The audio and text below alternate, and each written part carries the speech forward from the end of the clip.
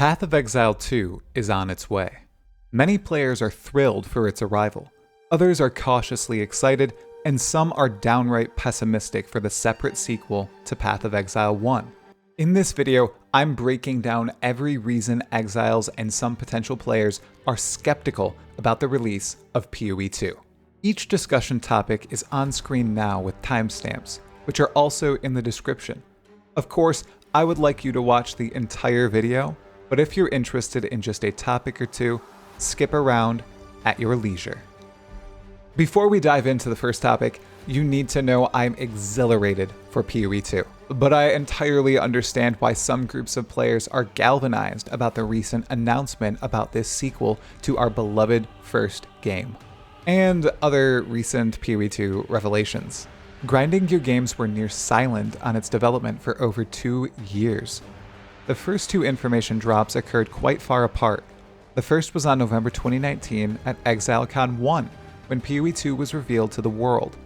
The second took place in April 2021 during the Ultimatum expansion reveal, when GGG unveiled a bit of PoE 2 Act 2 and 2 new weapons, the Spear and the Crossbow.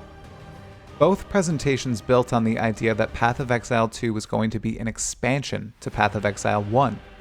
Now, PoE 2 is a separate game entirely, and for a live service game like Path of Exile 1, the release of a sequel could spell its doom. With this bit of history recapped, let's move on to each topic of concern, beginning with the possible doom of PoE 1. First and foremost on the minds of many Path of Exile players is the demise of their beloved ARPG, Path of Exile 1. As a love that began over a decade ago for many, it would be hard to see PoE 1 pass on. It's a deep, complex, janky, and near limitless game now. It'll surely retain that characteristic when PoE 2 eventually releases. Now, Grinding Gear Games has explicitly stated that this is not their intention. They would not like to see Path of Exile 1 die for the glory of Path of Exile 2. Both at ExileCon 2023 and in subsequent appearances at Gamescom and PAX West, the two remaining co-founders of Grinding Gear Games, the dynamic duo of Chris Wilson and Jonathan Rogers, outright said Path of Exile 1 is not going anywhere. In fact, Chris Wilson announced there would be at least another 10 years of new expansions to Path of Exile 1. This is heartwarming, right? Well, here's why a bit more worry creeps in. This may be a factually true statement. There will be updates to PoE 1 for the foreseeable future, yes, but what will they look like? Plenty of players miss the days when PoE 1 was the focus of the developers. In recent years, I would generously say in the last year and a half or so, the shift in focus has been a tad noticeable, even though I'd argue the updates have been good. Just take a peek.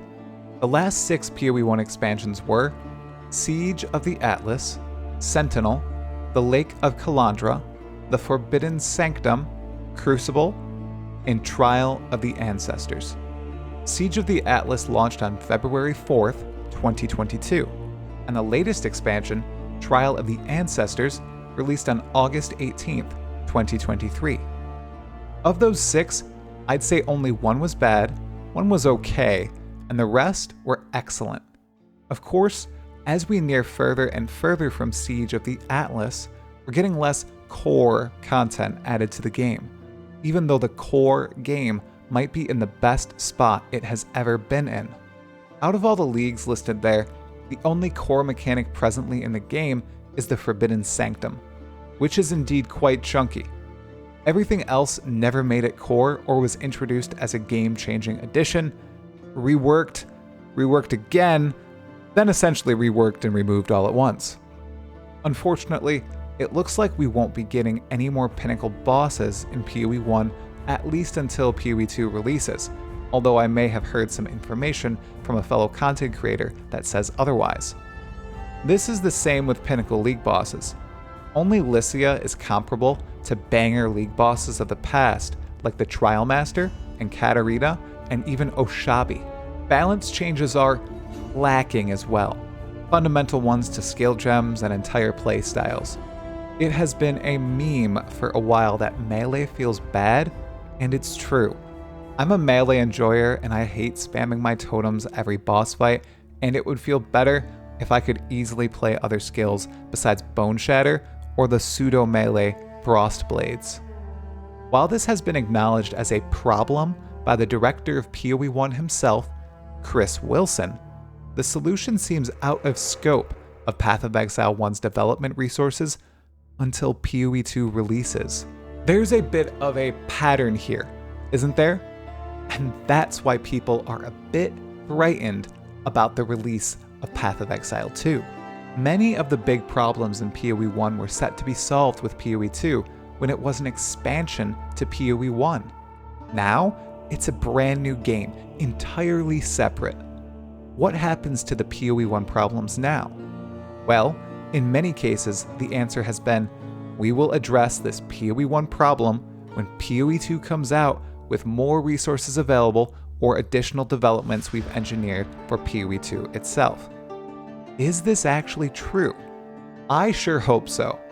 The plan for GGG is to continue to release new leagues for PoE 1 every month and a half or so after a PoE 2 league comes out. Both will be monetized. This is GGG's incentive to keep updates for PoE 1 coming. Both will have people playing. There is going to be a big community for PoE 1, and they don't want to see it decay too much. As long as GGG remains true to their word, addresses core issues with PoE 1, and releases content comparable to what they've been releasing for a while now, I would say the PoE community would be satisfied. However, there still would be a sizable group of the player base that would instead stay in PoE 1 regardless of GGG's decisions. Plus, there'd be plenty of people who would only play Path of Exile 2 as well, which leads me to the next point of caution and concern about Path of Exile 2. The further segmentation of the player base. Path of Exile is already an extremely fragmented game. As a player base, we have the choice between hardcore and softcore, trade league and solo self-found, regular PoE or ruthless PoE, group leagues, challenge leagues, standard, and combinations of everything mentioned before. When Path of Exile 2 launches, the options will open up even more, and we will have an even more fragmented player base. The issue is apparent and self-explanatory, a problem that all games with sequels experience. It's only magnified when the older game remains active and updated as a live service title. How it will play out is unpredictable, but it's a worry we should all be aware of. The versions of PoE in which this really matters are the trade leagues. In a game like Path of Exile, where many players rely on trading items manually with other players, a mass migration mid-league can mean the death of that league for a player looking for an essential item. We already experience this now in PoE 1. Trading is easier a week into the league than 1, 2, or especially 3 months into a league. Now, imagine if there are legions of avid PoE players who hop from PoE 2 to PoE 1 and back to PoE 2 whenever new leagues release. This will definitely compound the trading issue. Plus, it might affect the greater PoE player base and their enjoyment of this series. Let's explore the possibility of total player burnout. We've laid out how Path of Exile 1 and Path of Exile 2 will both be running concurrently, each with their own league resets and expansions. If this works and grinding your games manages to maintain 2 highly functional ARPGs, what does this mean for the players? Can one have too much Path of Exile? It's a worry for some, surely. It's a matter of self-control. But am I one to speak? I've been known to pull some all-night PoE gaming sessions. It's an addicting game. Additionally, Triple G has designed it to be anti-burnout as well with the league cycle system. Players come to play a new league. Some players play it a ton for a few weeks then quit. Others chip at it for a month or 2 then leave. A select few casually play the entire time and just ease into the next one. The quitters though, they're almost always ready to play Path of Exile again when the next league starts out. What's going to happen when there's a new PoE 1 or 2 league just a month and a half after the last one hits? Again, it's difficult to tell, but it's a point of concern for us all. I'm of the mindset this is going to assuredly lead to more people burning out on PoE as a whole, or just more players skipping leagues entirely. Of course, this is a risk GGG is willing to take. The potential growth in audience if they can juggle two massively successful ARPGs is tremendous, especially when the newest one looks to enter the stage as the premier modern ARPG in terms of mechanics, gameplay, and art direction. Yet, as PoE 2 enters the fray, it seems it's time to say somewhat of a goodbye to a very fond face. Farewell, Chris Wilson. That's right, the longtime face of Path of Exile, Chris Wilson, does not appear to have a large amount of control over the vision of Path of Exile 2. Presently, he leads the Path of Exile 1 team, and of course works with the two other leaders on the Path of Exile 2 team, Jonathan Rogers and Mark Roberts, to run the studio. While Chris Wilson likely isn't going anywhere anytime soon, it's going to be quite the change-up with two new frontmen for Path of Exile 2. And that's not only for us, the public, but for them as well. However, they're already doing an excellent job. I'm not too worried. Jonathan Rogers is one of the original founders of Grinding Gear Games. Yes, he's one of the original trio who started working on PoE in 2007 inside Chris Wilson's dimly lit garage. It's probably not an understatement to say he is flabbergasted at what PoE has become, a wildly successful ARPG that has now spawned a sequel he's heading up and set the bar for the entire ARPG genre. And, judging by his incredible enthusiasm speaking about PoE 2 at ExileCon and in various interviews since, he's just as invested in the sequel as he once was in Path of Exile 1.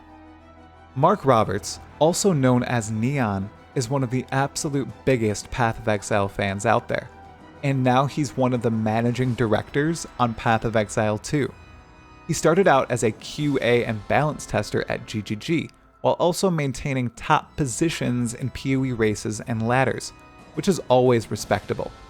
Seeing him out on stage at ExileCon, confident as ever, was a treat. Plus, during his interview with Subtractum, he oozed knowledge about all things Path of Exile. I cannot wait to hear and see more of both him and Jonathan on the path to PoE 2, even if it means less Chris Wilson.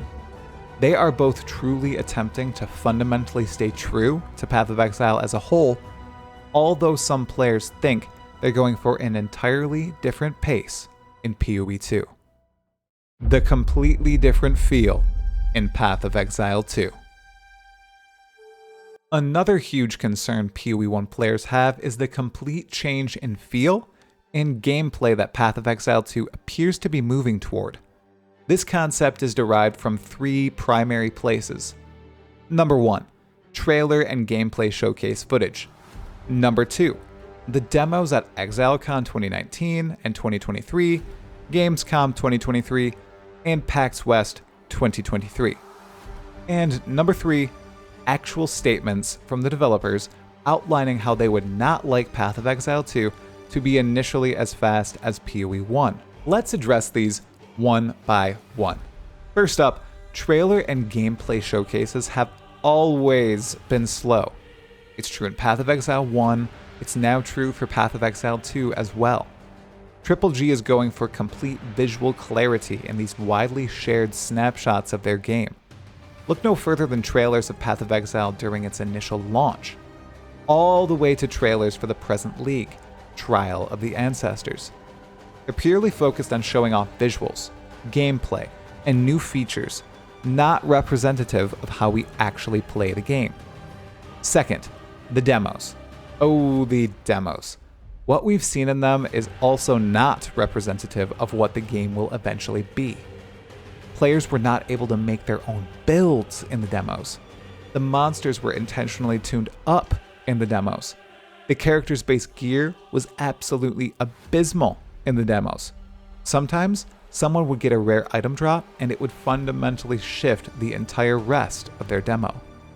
Just between that trio, you should understand what we'll get once we can explore the game at our own speed and leisure will be extremely different to what we've been seeing today. And finally, the developer statements. Jonathan, Mark, and Chris have been explicit about wanting to slow down PoE 2 a bit, at least initially, compared to PoE 1. It's a big reset button. They don't want to start the game with everyone blasting through maps at a faster than light speed. However, that doesn't mean the game is going to be super slow or tedious.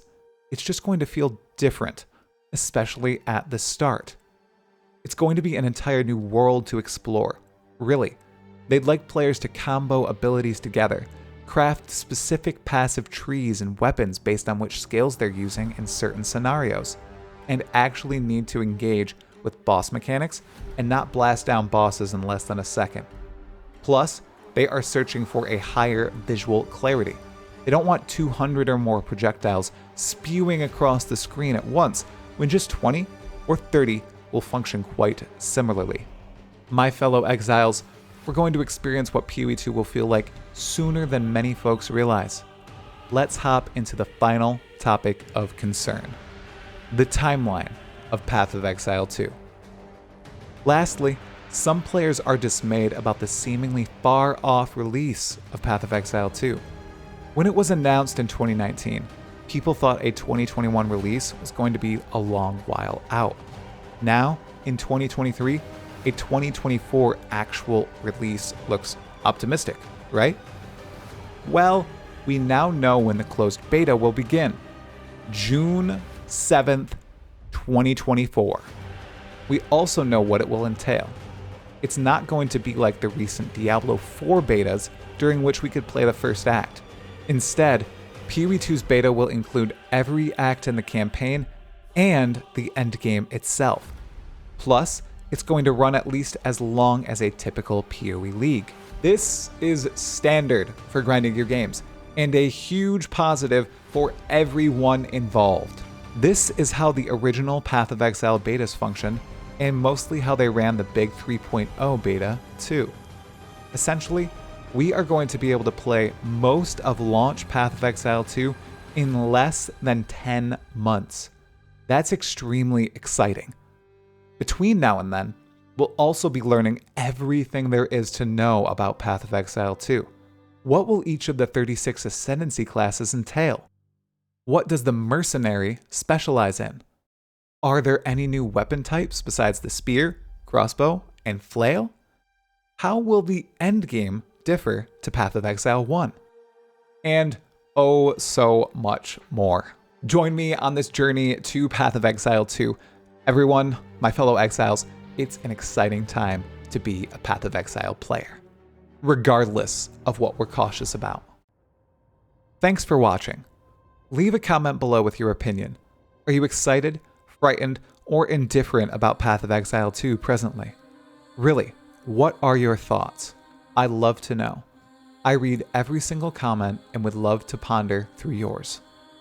Let me give a huge shout out to every exile who supports this channel. The links to either Patreon or YouTube memberships are on the channel's primary page. You can also help the channel grow by giving this video a like, bare form slamming the subscribe button, and turning on the sub notification bell to be alerted about brand new Talkative Try content. There's a ton more Path of Exile 1 and 2 content already here and on its way.